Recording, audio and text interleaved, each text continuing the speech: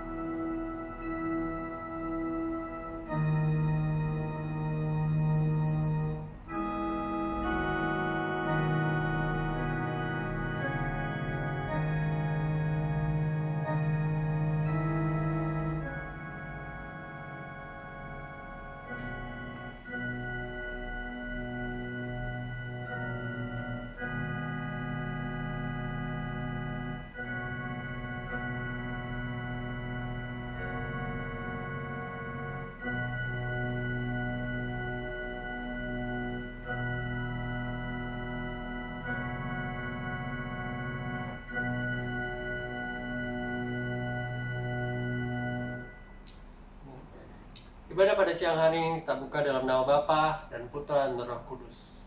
Amin. Ayat pengantar ibadah pada siang hari ini diambil dari Mazmur 81 ayat yang kedua dan sampai dengan keempat. Yang bunyi demikian. Bersorak-soraklah bagi Allah kekuatan kita. Bersorak-soraklah bagi Allah Yakub. Angkatlah lagu dan bunyikanlah rebana. Kecapi yang merdu diiringi gambus. Tiuplah sangkakala pada bulan baru, pada bulan purnama, pada hari raya. Mari kita masuk ke dalam hadirat Tuhan dan kita mau katakan bertemu dalam kasih-Nya.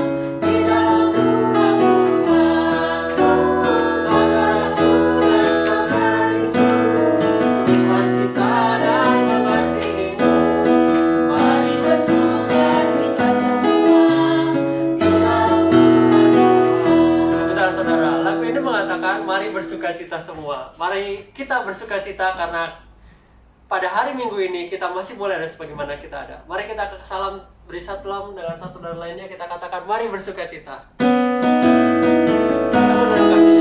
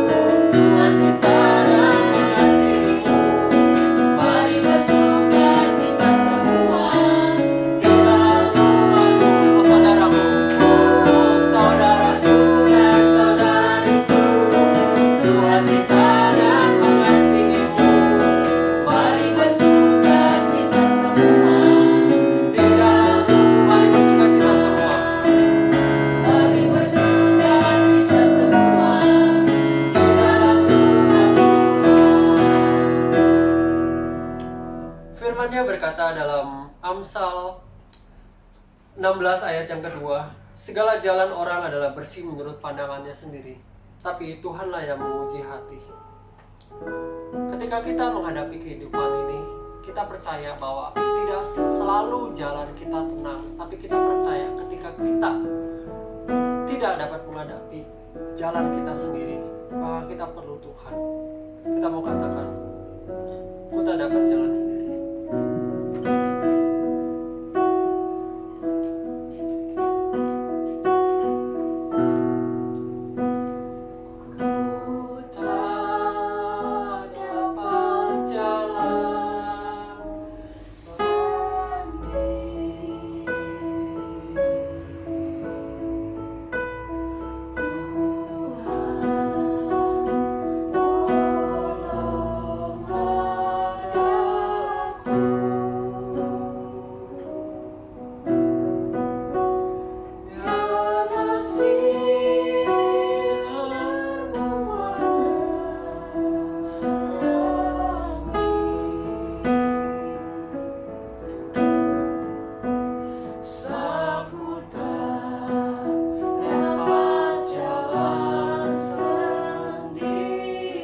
melewati lembah duka semu.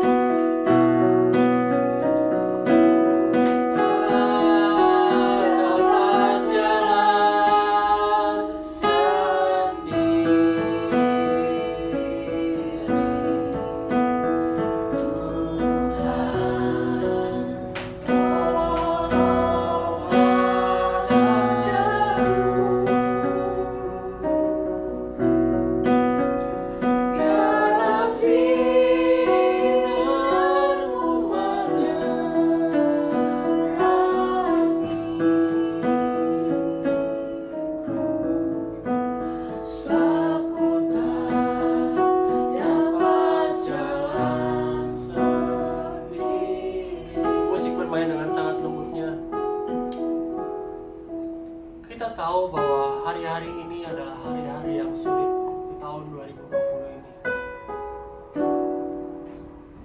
Mungkin ada sebagian dari kita yang berkata, mengapa COVID-19 ini datang? Mengapa kalau bisa COVID-19 ini biarlah berlalu? Bahkan kalau bisa kita reinstall tahun 2020 ini. Tapi hal itu tidak terjadi. Tapi percayalah bahwa ketika kita mengandalkan Tuhan dalam kehidupan kita, kita tahu bahwa Allah yang kita sembah itu tidak berdiam diri. Allah yang kita sembah itu tidak meninggalkan kita. Sebab kita percaya Allah yang kita sembah adalah Allah yang ajaib. Firman-Nya berkata dalam Yeremia 29 ayat 11 mengatakan, sebab aku ini mengetahui setiap rancangan-rancangan apa yang ada padaku mengenai kamu, demikian firman Tuhan, yaitu rancangan damai sejahtera dan bukan rancangan kecelakaan yang akan memberikan kepadamu hari depan yang penuh dengan harapan. Ketika kita mengandalkan Tuhan, maka kita percaya Tuhan yang akan bertindak dalam kehidupan kita. Setiap permasalahan boleh ada dalam hidup kita, tapi percaya bahwa rancangan Tuhan jauh lebih baik daripada jalan kita sendiri. Oleh sebab itu, mari kita mengatakan kembali, kau tak dapat jalan sendiri, dan kita perlu Tuhan untuk menolong hidup kita.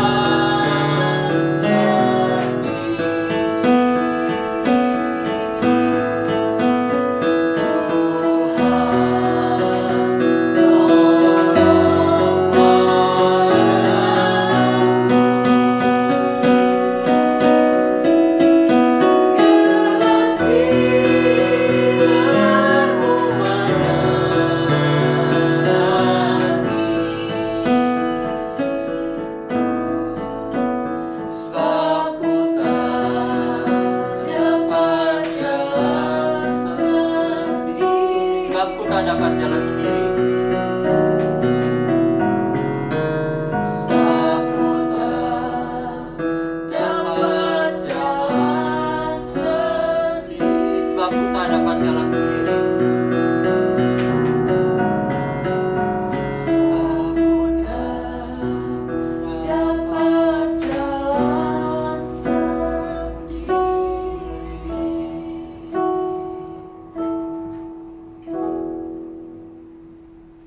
Firman-Nya berkata dalam Mazmur 116 ayat ke-7, kembalilah tenang hai jiwaku, sebab Tuhan telah berbuat baik kepadamu. Kita tahu bahwa hidup ini bukanlah hidup yang mudah ketika kita menjalani tahun 2020 ini, tapi kita percaya ada Tuhan yang berjalan bersama dengan kita di tahun 2020 ini. Kita tidak sendirian.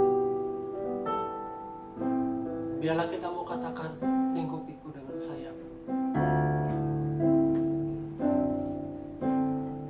Mari kita persiapkan hati kita untuk masuki doa pengakuan dosa dan ucapan syukur pada siang hari ini.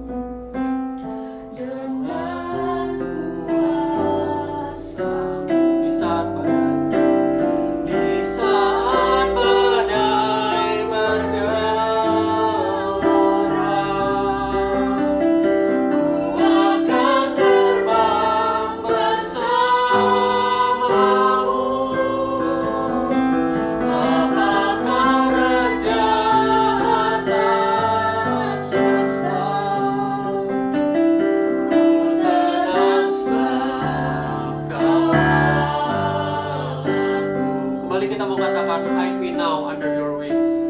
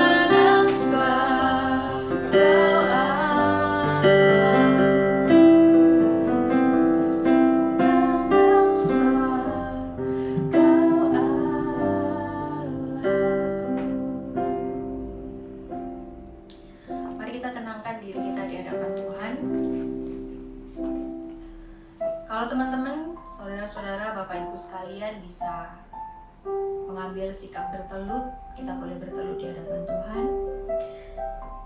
Kita mau mengakui segala dosa kita di hadapan Tuhan. Roma 6 ayat yang pertama berkata, jika demikian, apakah yang hendak kita katakan? Bolehkah kita bertekun dalam dosa supaya semakin bertambah kasih karunia ini? Sekali-kali tidak. Bukankah kita telah mati bagi dosa? Bagaimanakah kita masih dapat hidup di dalamnya? Saudara sekalian, bukankah kita sudah mati bagi dosa? Ketika kemarin Jumat Agung, Yesus mati di atas kayu salib buat kita. Bagaimana kita masih hidup di dalam dosa? Mari saudara kita mohon ampun, karena kita sudah menyia-nyiakan anugerah dan pengorbanan Tuhan bagi kita. Mari kita katakan kepada Tuhan.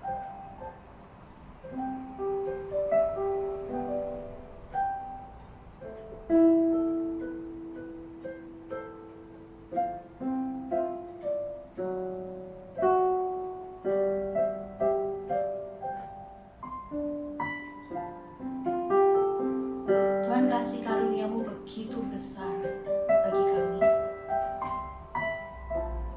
Tuhan, Kau bukan hanya mengasihi kami, Tuhan, dengan menciptakan kami. Bahkan ketika kami jatuh ke dalam dosa, Tuhan, kami bisa melihat dalam seluruh kisah Alkitab, bahkan seluruh kisah hidup kami. Kami boleh melihat ya Tuhan, bahwa Tuhan tuh gak pernah menyerah sama kami. Bahkan Tuhan mau mati di atas kayu salib buat kami. Tuhan, siapakah kami ini Tuhan? Sungguh Tuhan, kami ini sama sekali gak layak Tuhan. Bahkan di saat kami tahu bahwa kasih-Mu begitu besar, bahwa Engkau mau menjadi hamba, bahkan Engkau mau taat sampai di atas kayu salib demi kami, itu pun ya Tuhan, kami masih melakukan hal-hal yang tidak berkenan di hadapan-Mu. Kami masih berkecimpung dengan dosa kami. Tuhan, ampunilah kami. Hari ini Tuhan, kami bertelut di hadapan Tuhan. Kami mohon ampun akan segala dosa kesalahan kami ya Tuhan. Tuhan, sucikanlah kami, kembali kuduskanlah kami Tuhan. Jangan pernah lepaskanlah kami Tuhan. Terus pegang tangan kami Tuhan, jangan pernah lepaskan kami. Dan terus tuntun kami ya Tuhan, untuk kami semakin serupa dengan Kristus. Hari tiap hari kami berjalan bersama dengan Yesus. Kami mengikut Engkau, menjadi serupa dengan Engkau. Bersih meninggalkan setiap dosa kami. Kami percaya ya Tuhan, kuasa kebangkitan Tuhan yang akan memampukan kami menjalani hidup ini. Kuasa kebangkitan Tuhan yang akan memampukan kami menjalani hidup ini sampai akhir. Terima kasih Bapa. Hanya dalam nama Yesus kami berdoa dan mengucap syukur. Amin. Mari Bapak Ibu Saudara jemaat sekalian, kita bangkit berdiri. Kita akan mengikrarkan pengakuan iman kita. Pengakuan iman rasuli.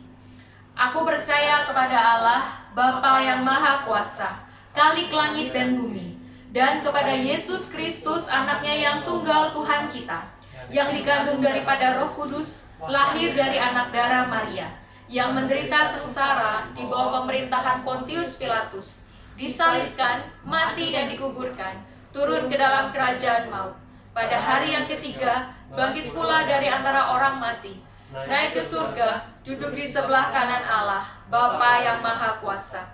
Dan dari sana Ia akan datang untuk menghakimi orang yang hidup dan yang mati. Aku percaya kepada Roh Kudus, gereja yang kudus dan am, persekutuan orang kudus, pengampunan dosa, kebangkitan tubuh, dan hidup yang kekal. Amin. Sambil tetap bangkit berdiri, kita akan berdoa untuk firman Tuhan. Tuhan, kami bersyukur sekali lagi Tuhan kasih kesempatan kami, bukan hanya untuk memuji dan memuliakan nama Tuhan, tapi di tengah keterbatasan kami ya Tuhan, walaupun mungkin kami di rumah, walaupun mungkin suasananya kurang baik, tapi kami masih boleh mendengarkan firman Tuhan. Tuhan, kiranya Kau yang menolong setiap hati kami, baik hamba-Mu, baik setiap jemaat-Mu yang ada di rumah, yang ada di gereja hari ini bersama dengan hamba-Mu. Kami semuanya Tuhan boleh duduk diam, kami boleh mendengarkan firman Tuhan, kami boleh memahami firman Tuhan, dan terlebih ya Tuhan, kuasa kebangkitan Tuhan yang hari ini kami rayakan di dalam Paskah ini sungguh boleh mengubahkan hidup kami. Kami bukan kami yang dulu lagi, kami sudah menang dari dosa, kami sudah bersama-sama dengan Tuhan, kami hidup di dalam Tuhan. Terima kasih ya Tuhan, kami serahkan waktu ini ke dalam tangan Tuhan. Hanya dalam nama Yesus kami berdoa dan bersyukur. Amin. Silakan duduk. Ya, selamat Paskah teman-teman yang ada di rumah, yang ada di sini juga. Selamat Paskah semuanya. Ya, kita bersyukur Tuhan kasih kita kesempatan sekali lagi di tengah keterbatasan ya, walaupun kita mungkin cuma bisa merayakan Paskah bersama-sama secara online. Tapi ya kita bersyukur Tuhan kasih kesempatan buat kita masih untuk beribadah. Untuk teman-teman atau saudara sekalian yang lagi nonton sama keluarganya, temennya, atau ada orang di sampingnya, boleh sama-sama mengucapkan selamat Paskah. Untuk yang sendirian ya selamat Paskah lewat ini aja ya, mengucapkan di depan handphone atau depan laptop selamat Paskah. Oke, saudara, kalau kita mau memulai Paskah pada hari ini, kita hari ini akan merenungkan sebenarnya sudahkah kebangkitan Kristus itu berdampak dalam hidup kita. Sebenarnya ini mungkin tema yang ya mungkin setiap tahun dipertanyakan, tapi saya merasa bahwa ini worth it, ini pantas untuk dipertanyakan karena ini juga sangat berdampak untuk hidup kita nantinya. Saudara, kalau ditanya ya, kalau saya nanya nih sama yang ada di sini lah ya, kalau saya nanya sama yang ada di rumah agak susah, yang ada di sini aja. Kalau ditanya takut nggak sama corona, Alin takut nggak Lin sama corona Lin? Hah? Takut? Apa yang membuat Alin takut? Maksudnya kalau saya sih mikirnya corona itu ya bisa membuat orang meninggal gitu. Oh, bisa membuat orang meninggal. Sebenarnya kalau kita lihat ya, kalau kita kan ada yang tinggal di Indonesia, ada yang di Hong Kong gitu ya. Kalau kita lihat ada dua perbedaan yang cukup signifikan saya melihat ya. Bagaimana orang Hong Kong dan orang Indonesia itu menanggapi corona. Kalau orang Hong Kong, begitu corona itu masuk ke Hong Kong, hebohnya minta ampun. Hebohnya minta ampun, semuanya itu langsung masker habis, hand sanitizer habis, alkohol habis, semua harus ngantri kalau mau beli. Sedangkan orang Indonesia itu wollespol gitu ya, sangat santai gitu. Bahkan waktu pemerintah bilang nggak boleh kumpul-kumpul ya, ada yang masih kumpul di kafe. Bahkan udah dikumpul di kafe, diusir, malah yang ngusir itu diketawain gitu. Saudara, terus belum lagi ketika dibilangin nggak boleh kumpul-kumpul, terus habis gitu nggak boleh, apalagi itu saya lihat beritanya, masih ada juga yang mengadakan pesta pernikahan, bahkan itu Kapolres atau Kapolres ya kalau nggak salah ya sampai dia dipecat. Wah saudara, memang Indonesia itu luar biasa ya, daya tahan tubuhnya, atau mungkin memang suka adrenalin gitu ya, atau memang orang Indonesia nggak takut sama corona. Tapi saudara, awal-awal saya di sini, walaupun saya di sini, saya menghadapi corona itu juga, walaupun saya di Hong Kong, saya nggak merasa bahwa corona itu menakutkan sama sekali. Kayak orang panik ya sudah, karena semua harus pakai masker ya sudah, saya pakai masker gitu ya. Tapi ya yang lain saya berjalan kayak biasa aja, saya nggak panik sampai harus beli alkohol, nggak beli ini, biasa aja gitu. Tapi saudara, begitu corona itu masuk ke Indonesia, begitu saya dengar banyak orang yang saya kenal, orang-orang yang saya tahu itu bergumul dengan corona, bahkan ada yang meninggal karena corona, dan saya tahu bagaimana kisahnya, ceritanya. Saya itu baru sadar bahwa corona itu menakutkan, bahwa corona itu is getting real. Saudara, bukti-bukti mengenai penyakit corona yang menakutkan toh tidak membuat saya, atau mungkin beberapa kita yang ada di sini yang mungkin sedang nonton juga, karena tidak membuat kita itu takut. Why? Karena itu nggak berdampak langsung sama kita. Kita cuma dengar, datanya naik terus, di Jakarta udah merah, ini di Jakarta udah pembatasan sosial, terus habis itu kita harus social distancing, work from home dan sebagainya. Udah panik. Tapi aku masih nggak ngerasa apa-apa, kayak biasa aja. Corona itu nggak akan menakutkan, walaupun banyak bukti yang menyatakan bahwa corona menakutkan, itu nggak akan menakutkan buat kita.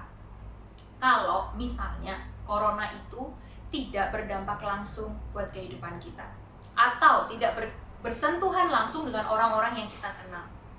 Saudara, demikian juga dengan kebangkitan Kristus. Saudara, kebangkitan Kristus pun kita sudah tahu, saudara, dari tahun ke tahun, dari lama itu sudah banyak bukti yang menyatakan bahwa kebangkitan Kristus itu benar-benar terjadi. Kebangkitan Kristus itu sesuatu yang luar biasa, dan kalau boleh saya bilang lebih mengguncangkan dunia daripada corona. Kalau corona itu mengguncangkan dunia, membuat orang ketakutan, membuat orang meninggal, tapi kebangkitan Kristus itu mengguncangkan dunia, mengubahkan dunia dengan Satu terobosan baru memberikan harapan baru bagi semua orang, khususnya orang-orang percaya. Nah, saudara, begitu banyak tentang bukti-bukti kebenaran kebangkitan Kristus. Toh kita masih lihat di luar sana itu masih banyak orang yang nggak percaya bahwa Kristus bangkit. Atau even orang itu percaya Kristus itu bangkit. Oh iya, saya tahu bahwa Yesus itu mati. Oh iya, saya tahu bahwa Yesus itu bangkit. Tapi itu nggak akan berdampak apa-apa kalau kebangkitan Kristus itu sungguh-sungguh tidak berbicara kepada dirinya secara pribadi. Nah, saudara, yang ingin kita renungkan hari ini, sungguhkah kebangkitan Kristus itu sudah berbicara kepada kita pribadi lepas pribadi? Ataukah kebangkitan Kristus itu cuman masih di sini? Cuman masih sekedar bukti? Masih sekedar kata orang? Kebangkitan Kristus itu luar biasa. Kata orang, kebangkitan Kristus itu membuat kita merdeka, tapi nggak ada dampaknya sama sekali dalam hidup kita. Saudara-saudara, mari kita membuka Alkitab kita. Kita buka Alkitab kita dari Lukas pasal yang ke-24. Karena panjang sekali, saudara, kita akan membahas Lukas pasal 24, kita akan bahas 3 perikop. Oleh karena itu, saya kita nggak usah membaca semuanya, saya akan mengajak kita untuk membaca beberapa bagian yang penting-penting saja. Oke? Kita mulai dulu kita baca ayat yang ke-6 sampai yang ke-11. Oke ya? Baca bersama-sama boleh ya? Lukas 24 ayat yang ke-6 sampai yang ke-11. Lukas 24 ayat yang ke-6 sampai yang ke-11. Oke, 1 2 3. Ia tidak ada di sini, ia telah bangkit. Ingatlah apa yang dikatakannya kepadamu ketika ia masih di Galilea, yaitu bahwa Anak Manusia harus diserahkan ke tangan orang-orang berdosa dan disalibkan, dan akan bangkit pada hari yang ketiga. Maka teringatlah mereka akan perkataan Yesus itu. Dan setelah mereka kembali dari kubur, mereka menceritakan semuanya itu kepada ke-11 murid dan kepada semua saudara yang lain. Perempuan-perempuan itu ialah Maria dari Magdala dan Yohana dan Maria ibu Yakobus. Dan perempuan-perempuan lain juga yang bersama-sama dengan mereka memberitahukannya kepada rasul-rasul. Tetapi bagi mereka perkataan-perkataan itu seakan-akan omong kosong, dan mereka tidak percaya kepada perempuan-perempuan itu. Selanjutnya kita baca ayatnya yang ke-25 sampai ayat yang ke-35. Oke? 1, 2, 3. Lalu ia berkata kepada mereka, "Hai kamu orang-orang bodoh, betapa lambannya hatimu sehingga kamu tidak percaya segala sesuatu yang telah dikatakan para nabi. Bukankah Mesias harus menderita semuanya itu untuk masuk ke dalam kemuliaannya?" Lalu ia menjelaskan kepada mereka apa yang tertulis tentang dia dalam seluruh kitab suci, mulai dari kitab Musa dan segala kitab nabi-nabi. Sorry saudara, kita potong di sini, kita maju lagi ke ayat yang ke-30 ya. 1, 2, 3. Waktu ia duduk makan dengan mereka, ia mengambil roti, mengucap berkat, lalu memecah-mecahkannya dan memberikannya kepada mereka. Ketika itu terbukalah mata mereka dan mereka pun mengenal dia. Tetapi ia lenyap dari tengah-tengah mereka. Kata mereka seorang kepada yang lain, "Bukankah hati kita berkobar-kobar ketika ia berbicara dengan kita di tengah jalan, dan ketika ia menerangkan kitab suci kepada kita?" Lalu bangunlah mereka dan terus kembali ke Yerusalem. Di situ mereka mendapati ke-11 murid itu. Mereka sedang berkumpul bersama-sama dengan teman-teman mereka. Kata mereka itu, "Sesungguhnya Tuhan telah bangkit dan telah menampakkan diri kepada Simon." Lalu kedua orang itu pun menceritakan apa yang terjadi di tengah jalan dan bagaimana mereka mengenal dia pada waktu ia memecah-mecahkan roti. Bagian yang terakhir kita akan membaca ayat yang ke-44 sampai ayat yang ke-47. 1, 2, 3. Ia berbicara kepada mereka, "Inilah perkataanku yang telah kukatakan kepadamu ketika aku masih bersama-sama dengan kamu, yakni bahwa harus digenapi semua yang ada tertulis tentang aku dalam kitab Taurat Musa dan kitab Nabi-Nabi dan kitab Mazmur." Lalu ia membuka pikiran mereka sehingga mereka mengerti kitab suci. Katanya kepada mereka, "Ada tertulis demikian, Mesias harus menderita dan bangkit dari antara orang mati pada hari yang ketiga. Dan lagi, dalam namanya, berita tentang pertobatan dan pengampunan dosa harus disampaikan kepada segala bangsa, mulai dari Yerusalem. Saudara, sedemikian jauh pembacaan firman kita pada hari ini. Saudara pernah mendengar kisah ini? Pernah membaca? Oh ya, puji Tuhan ya kalau sudah pernah membaca ya. Saudara, sedikit kalau kita lihat ya, kalau misalnya kita bisa lah ya membayang-bayangkan di otak kita sejajarkan 3 kisah ini. Yang pertama, kisah ketika Maria dan para perempuan itu bertemu dengan malaikat, bertemu dengan 2 orang yang pakaian putih gitu ya. Terus yang kedua, kisah tentang Kleopas dan temannya yang bertemu dengan Tuhan Yesus dalam perjalanan ke Emmaus. Dan yang ketiga, ketika Yesus menampakkan diri kepada para muridnya. Ada ada beberapa hal yang sejajar. Yang pertama, saudara, di situ ada 3 kali itu sebenarnya di setiap perikop itu satu yang sejajar itu dikatakan bahwa ingatlah apa yang dikatakan kepadamu ketika ia masih di Galilea, bahwa anak manusia harus diserahkan ke tangan orang-orang berdosa dan disalibkan dan akan bangkit pada hari yang ketiga. Sedangkan waktu di Emmaus, Tuhan Yesus pun berkata demikian dan ditambahi dengan, kamu lupa tah apa yang dikatakan kitab para nabi? Kamu lupa yang dikatakan kitab Musa, kitab Mazmur? Saudara, kalau kita lihat ya, kalau kita lihat baca ulangan, kitab Mazmur, kitab para nabi, khususnya kalau kita bisa lihat kalau nabi itu mungkin Yesaya, Ulangan, terus habis itu Mazmur 22 dan beberapa Mazmur itu menceritakan tentang bagaimana seorang Mesias itu harus menderita. Seorang Mesias akan datang dan dia akan mengalami penderitaan. Tapi itu pun saudara, kalau kita lihat pada Kleopas dan temannya itu nggak ngerti. Kalau kita lihat di ayat yang ke-21 mereka berkata demikian, padahal kami dahulu mengharapkan bahwa dialah yang datang untuk membebaskan bangsa Israel. Jadi di dalam pikiran mereka yang namanya Mesias itu luar biasa. Mesias itu nggak mungkin mati. Tapi ternyata Yesus mati di atas kayu salib. Dan itu membuat mereka mungkin sedikit kecewa. Nah kemudian saudara, kalau kita lihat kemudian di ayat yang ke-44 ketika Yesus itu menyatakan dirinya kepada para murid, Yesus pun berkata demikian, kamu itu lupa, waktu aku sama-sama kamu, aku udah bilang sama kamu bahwa ini tuh akan terjadi seperti apa yang sudah tertulis dalam kitab para nabi, tertulis dalam kitab Musa, tertulis dalam kitab Mazmur, bahwa Mesias harus menderita, bangkit dari antara orang mati, dan akan bangkit pada hari yang ketiga. Dan Yesus, kalau kita baca dalam perjalanan hidup Yesus bersama dengan para murid, berkali-kali pun Yesus itu ngomongin itu sama para murid. Kalau saudara-saudara di sini ingat, tahun lalu saya membahas hal ini. Berkali-kali Yesus itu memberikan peringatan, mengasih tahu buat para murid apa yang akan terjadi ke depan. Tapi toh para murid gak paham.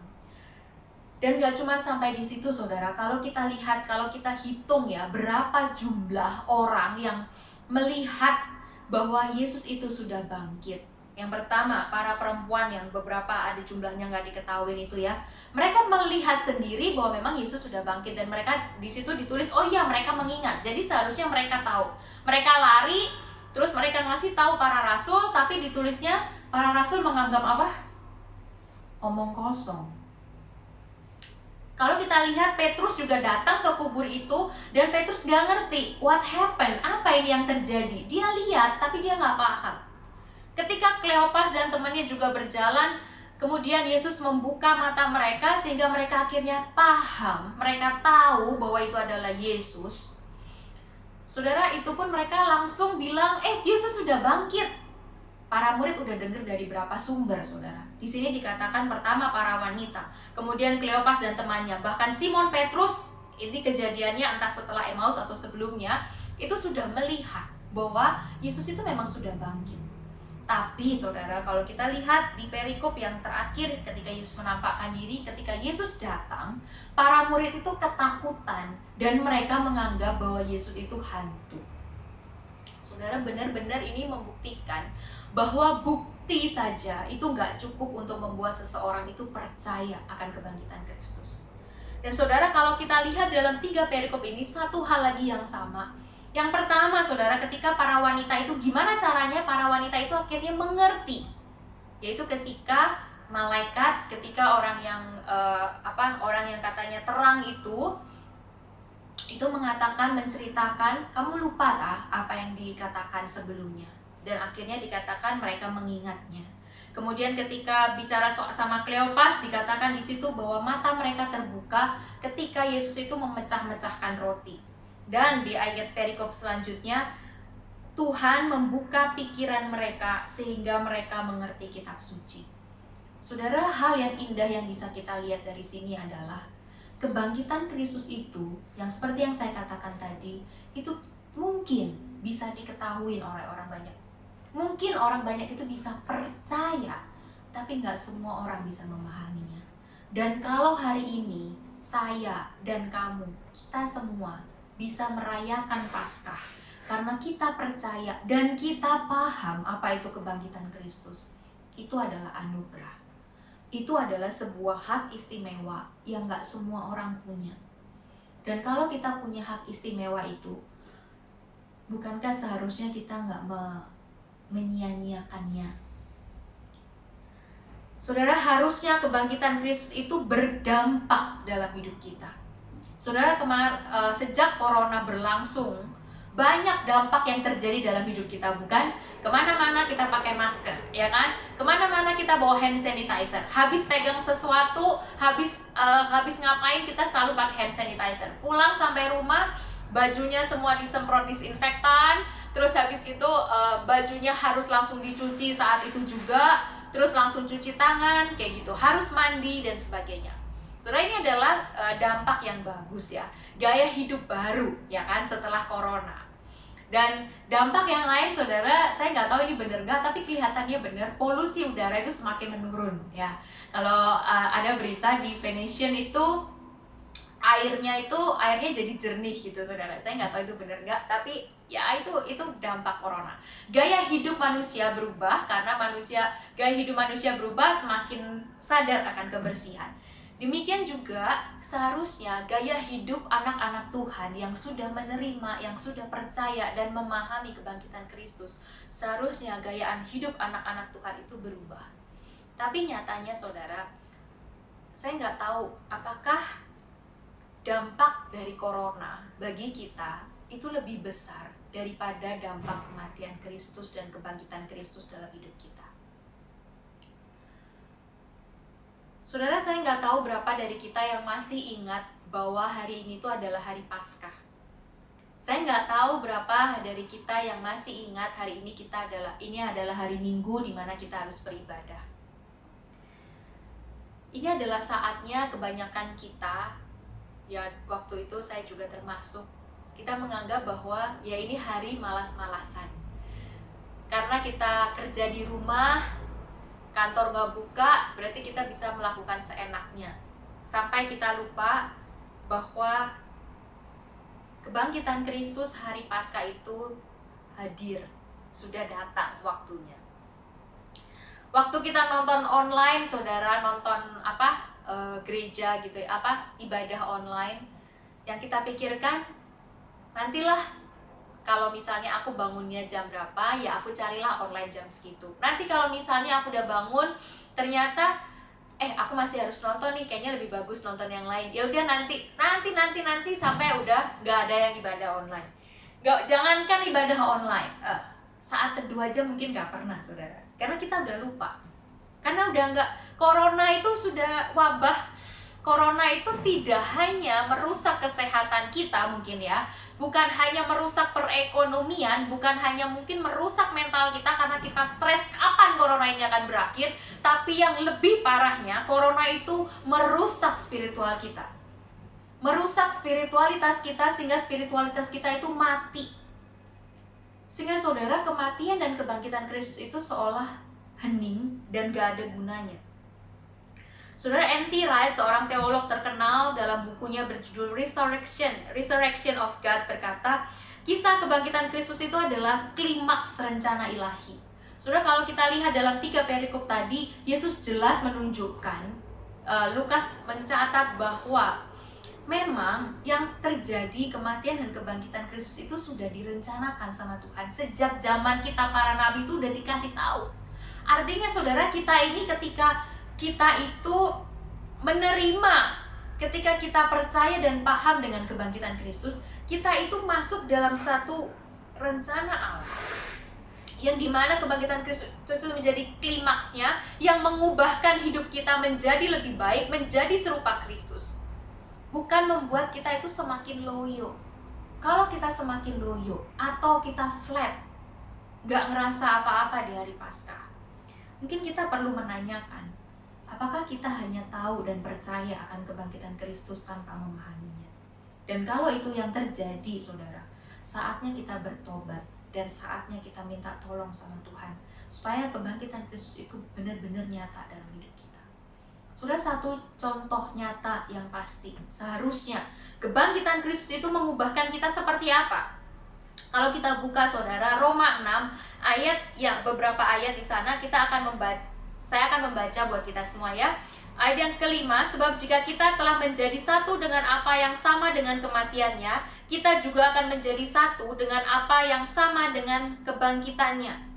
Karena kita tahu bahwa manusia lama kita telah turut disalibkan supaya tubuh dosa kita hilang kuasanya, agar jangan kita menghambakan diri lagi kepada dosa. Ayat yang ke-8, jadi jika kita telah mati dengan Kristus, kita percaya bahwa kita hidup juga dengan Dia. Ayat 11, demikianlah hendaknya kamu memandangnya, bahwa kamu telah mati bagi dosa, tetapi kamu hidup bagi Allah dalam Kristus Yesus. Ketika Kristus bangkit, dan ketika kita itu ada di dalam Kristus, saudara, ketika Yesus itu membuka pikiran kita, membuka mata kita akan kebenaran kebangkitan Kristus, bahwa Kristus itu benar-benar mati, benar-benar bangkit, Kristus itu sudah menang atas dosa bagiku dan bagimu. Seharusnya itu menjadi titik balik kita yang membuat kita itu hidup yang dulunya hidup dalam dosa, sekarang kita itu hidup di dalam Allah. Dan saudara, ketika kita hidup di dalam Allah, seharusnya hidup kita itu nggak pernah stagnan. Seharusnya hidup kita itu penuh dengan sukacita. Seharusnya hidup kita itu terus berbuah di dalam Tuhan. Saudara, hidup yang berbuah di dalam Tuhan, hidup di dalam Tuhan itu tidak tergantung dengan kondisi kita. Saudara, ada sebuah meme, ada sebuah gambar ya, kemarin saya baca. Tulisannya begini. Memang orang Indonesia itu sangat amat kreatif ya. Tulisan gini, hindari corona, tetaplah hidup walau tidak berguna. Sekali lagi ya, hindari corona, tetaplah hidup walau tidak berguna. Saudara, berapa banyak saudara-saudara yang mungkin di Hong Kong mungkin nggak gitu kerasa ya, karena di Hong Kong kita masih mungkin kerja kayak biasa, even kita work from home juga masih lembur-lembur gitu. Tapi mungkin yang di Indonesia, yang bener-bener nggak ngapa-ngapain, yang nggak ada kerjaan, yang kuliahnya online, yang bisa kita lihat kapan aja. Beberapa kali saudara kayak saya telepon sama teman saya atau saya tanya kabarnya, kebanyakan dari mereka akan berkata begini, aduh aku tuh udah berapa hari gak kerja, kayak hidup itu kayak gak berguna ya. Bahkan yang kuliah saya juga pernah tanya dan mereka bilang, ya Ci, aku ngerasa kayak hidup ini gak ada gunanya, kayak ya gini-gini aja, kayak di rumah terus 24 jam. Kemarin tuh bilangnya 2-3 minggu ini mereka udah di rumah dan gak keluar-keluar, jadi merasa hidup itu gak berguna.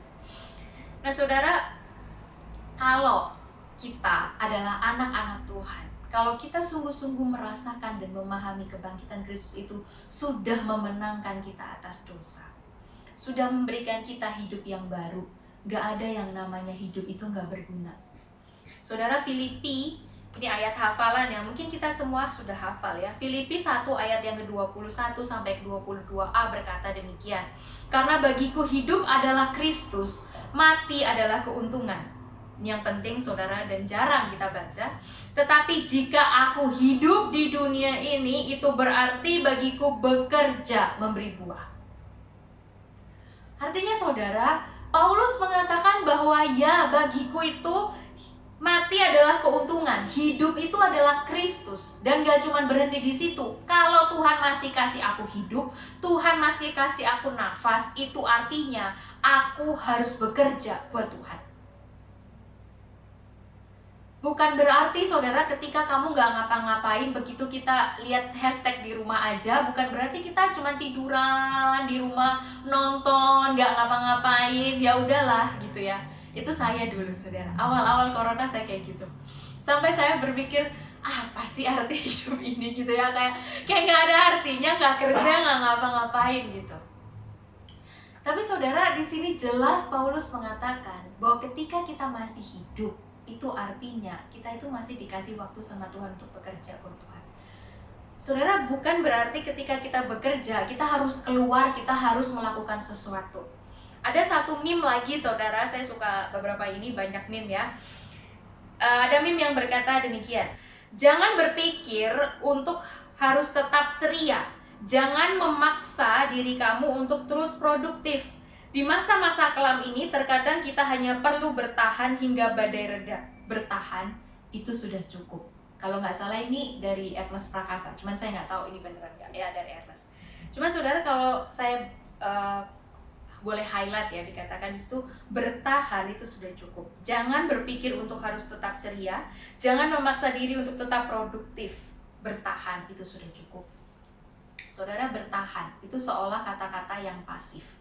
Tapi saya mau bertanya sama kita, mudah nggak kita bertahan dalam kondisi seperti ini? Teman-teman yang nganggur, yang lagi nggak ada kerjaan, mudah nggak sih kita bertahan dalam kengangguran kita? Teman-teman yang mungkin lebih lembur daripada biasanya, mudah nggak sih bertahan dalam kelemburan kita ini? Saudara-saudaraku juga yang hari ini bergumul dengan corona, atau saudaranya terkena corona, orang dikasihi terkena corona, mudah nggak sih kita bertahan dalam situasi yang seperti ini? Saudara, bertahan itu bukan sesuatu hal yang, bukan kalimat yang pasif, berarti kita nggak ngapa-ngapain. Tapi bertahan, kita itu, saya yakin ketika dikatakan kita itu bertahan, saudara, ada hal yang harus kita lakukan supaya kita tetap bisa bertahan.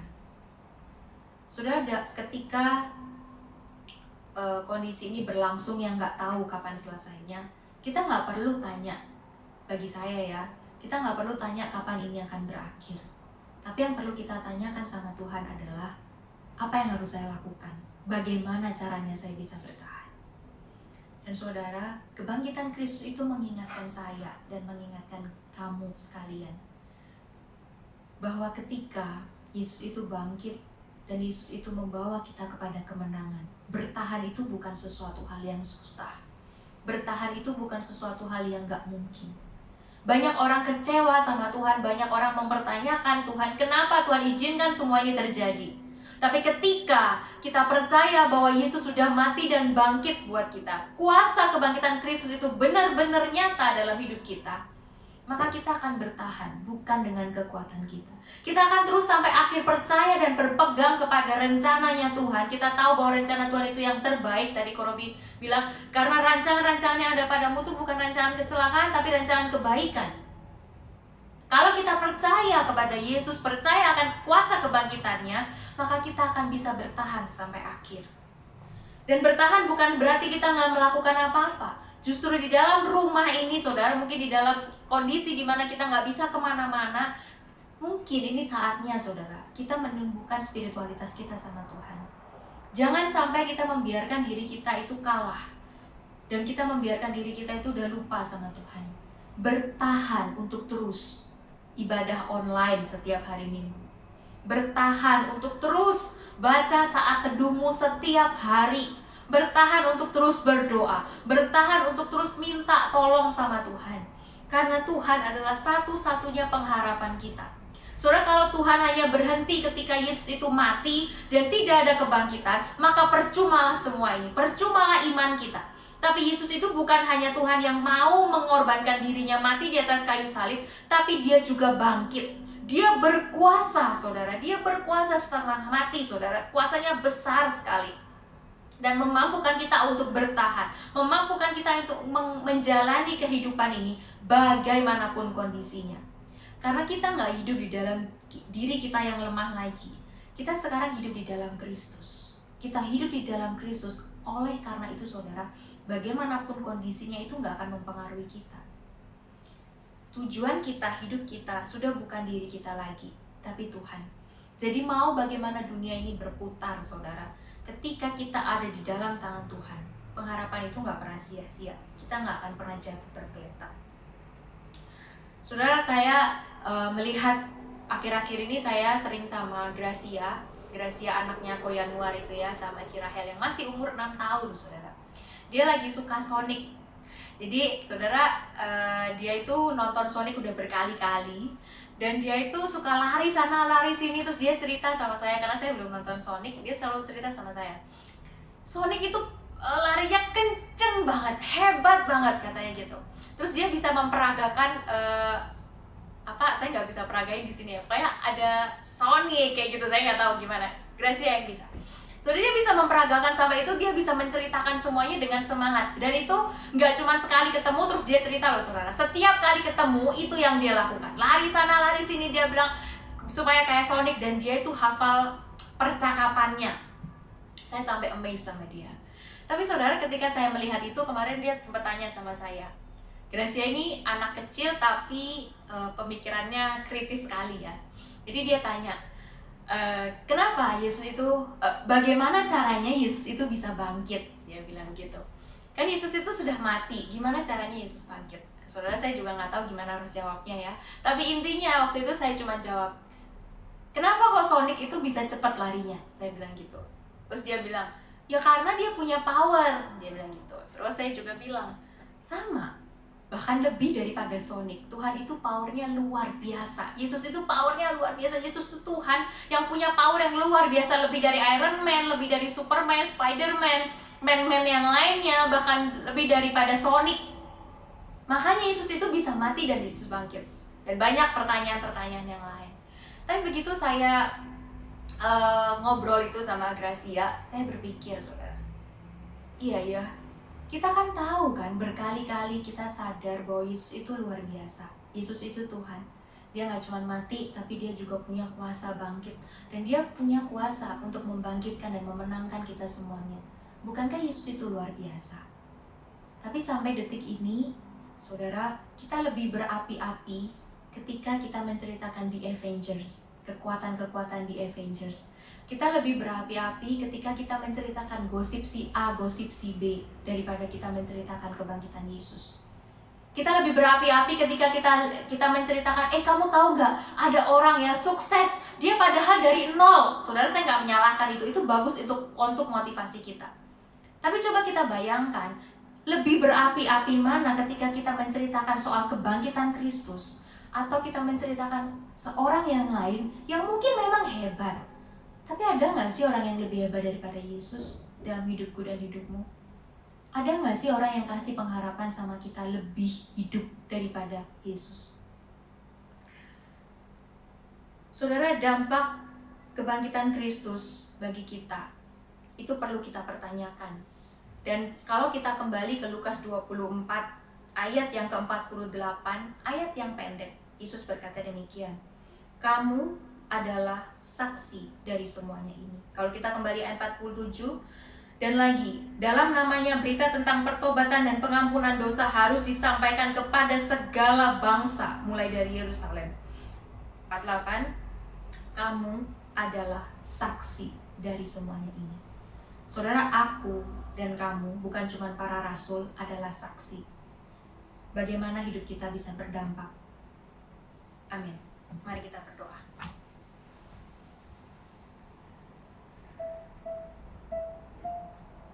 Tuhan Yesus,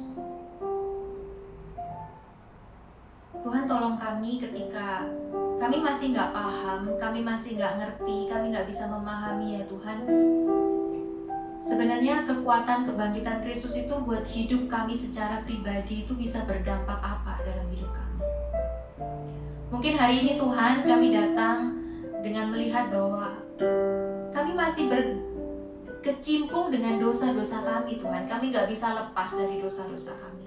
Kami tahu seharusnya kuasa kebangkitan Kristus itu sudah memampukan kami untuk lepas dari dosa kami. Tapi toh Tuhan, kami masih jatuh.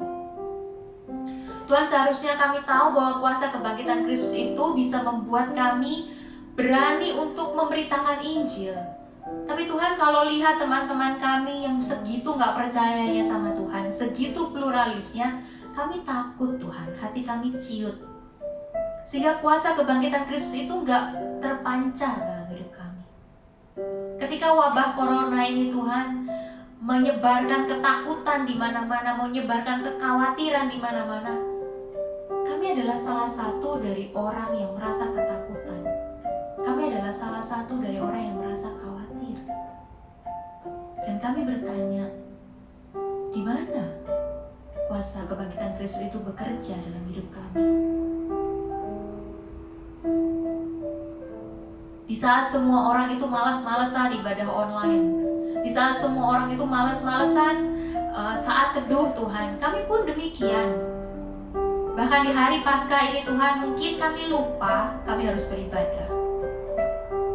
Tuhan, di mana kuasa kebangkitan Kristus itu dalam hidup kami? Tuhan, kalau hari ini kami datang juga dengan pergumulan-pergumulan kami yang lain, ketika kami melihat bahwa hidup kami masih sama seperti yang lain, kuasa kebangkitan Kristus itu belum benar-benar bekerja dalam hidup kami. Tuhan, mampukanlah kami. Tuhan, kasih kami dorongan lagi. Tuhan, tegur, bahkan Tuhan gebrak pintu hati kami Tuhan, supaya kami sungguh-sungguh merasakan kebangkitan Kristus itu dalam hidup kami. Tuhan, kebangkitan Kristus itu sungguh luar biasa, kisah yang luar biasa. Tapi ajarkanlah kami untuk menghidupinya, bukan hari Paskah ini saja Tuhan, tapi hari-hari selanjutnya. Sehingga ketika kami menjalani hidup kami, orang bisa mengenal kami sebagai anak-anak Tuhan. Orang bisa mengenal kami dan mengetahui bahwa kebangkitan Kristus itu benar-benar luar biasa. Dan biarlah kemuliaan hanya bagi nama Tuhan dalam hidup kami. Bantu kami untuk berubah. Bantu kami supaya gaya hidup kami berubah. Bantu kami supaya kami belajar seperti para rasul, seperti Petrus yang awalnya ketakutan, yang awalnya menyangkal Yesus. Dia ketika dia melihat kuasa kebangkitan Kristus, dia berani menyebarkan Injil. Bahkan ketika harus dipenjara, ketika harus dia disalib terbalik, dia berani mengambil langkah itu karena kuasa kebangkitan Kristus. Paulus yang dulunya ya Tuhan menganiaya jemaat, menjadi seorang yang luar biasa. Bahkan dia bisa bernyanyi ketika dia ada di dalam penjara. Dia bisa mengabarkan Injil bagi semua orang. Banyak orang yang dimenangkan karena dia. Tuhan, kami ingin seperti dia. Kami ingin seperti mereka. Kami ingin kuasa kebangkitan Kristus itu boleh mengubahkan kehidupan kami. Tolonglah kami Tuhan, bantu kami. Pakai kami sebagai alat-Mu ya Tuhan. Kami mau mempersembahkan hidup kami. Amin.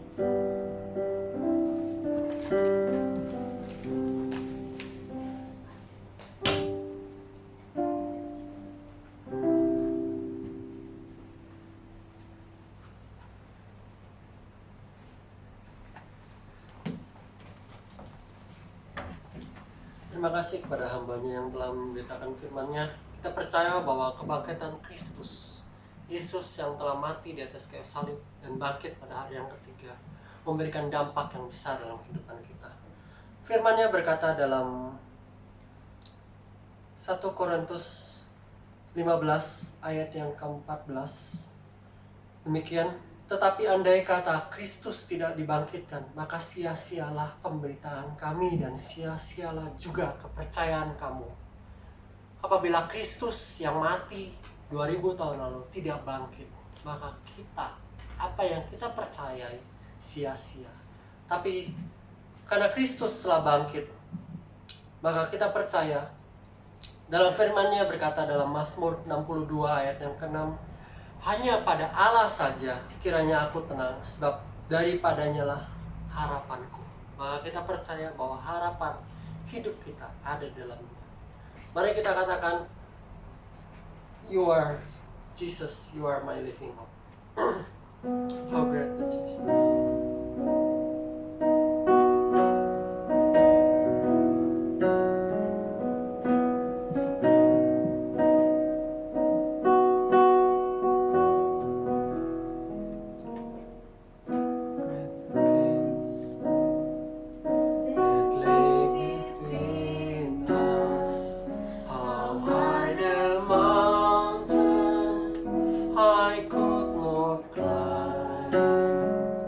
In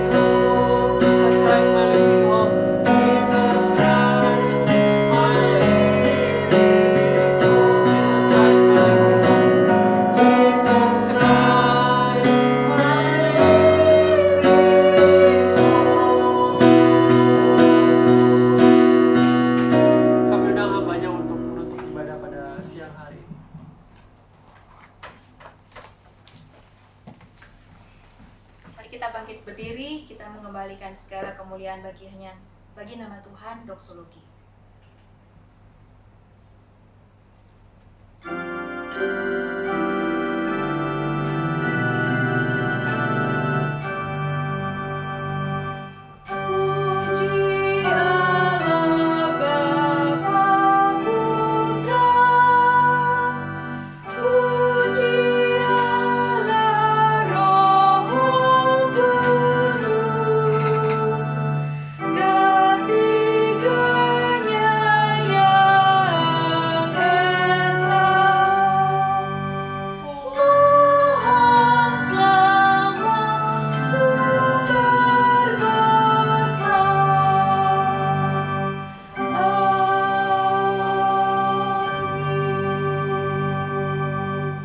Sebab jika kita telah menjadi satu dengan apa yang sama dengan kematiannya, kita juga akan menjadi satu dengan apa yang sama dengan kebangkitannya.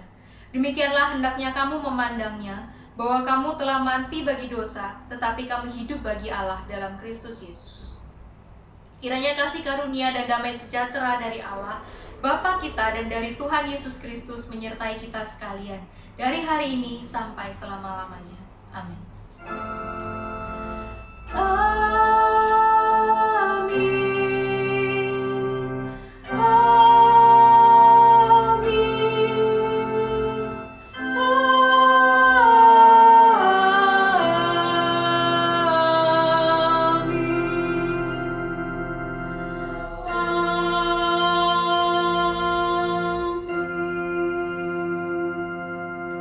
Silakan duduk, kebaktian selesai, Tuhan Yesus memberkati. Silakan bersatu.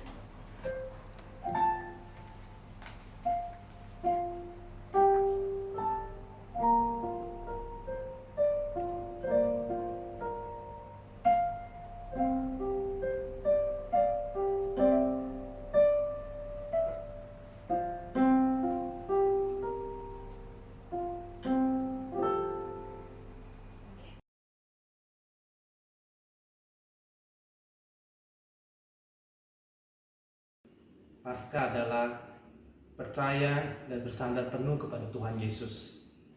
Saya atas nama segenap hamba Tuhan, majelis dan jemaat GKI Pluit mengucapkan Selamat Paskah, Happy Easter, Fu Jie Kuai Le.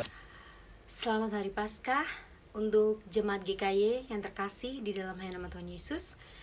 Saya akan mempersembahkan sebuah lagu. Senantiasa lagu ini, pujian ini boleh memberkati kita semua.